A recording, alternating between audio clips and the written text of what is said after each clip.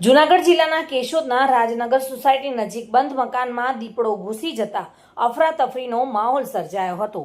કેશોદ શહેરના રાજનગર સોસાયટી વિસ્તારમાં આવેલા અલખના ઓટલા નજીક એક બંધ મકાનમાં દીપડો આવી ચડતા સ્થાનિકોમાં ભારે ભયનો માહોલ સર્જાયો હતો। ઘટનાની જાણ નજીક આવેલા શ્રીકાંત આયુર્વેદિક હોસ્પિટલ દ્વારા વન વિભાગને કરવામાં આવી હતી। જાણ થતાની સાથે જ વન વિભાગની ટીમ તાત્કાલિક ઘટના સ્થળે દોડી આવી હતી। સાથે જ એનિમલ કેર હોસ્પિટલ અમરાપુરની વિશેષ ટીમ પણ રેસ્ક્યુ કામગીરીમાં જોડાઈ હતી। અંદાજે 2 થી 3 કલાકની જહેમત બાદ આ દીપડાનું સફળતાપૂર્વક રેસ્ક્યુ કરવામાં આવ્યું હતું।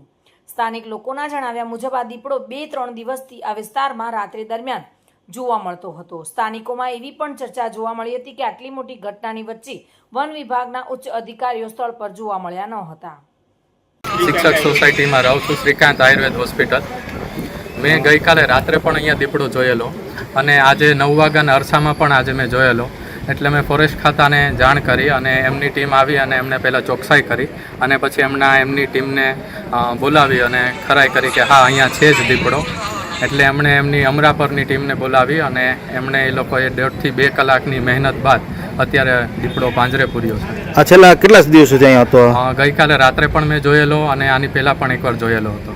કઈ બનાવ બન્યો હતો? એવું ના, કોઈ બનાવ નહોતો બન્યો, પણ થોડો ભયનો માહોલ હતો એટલે આજે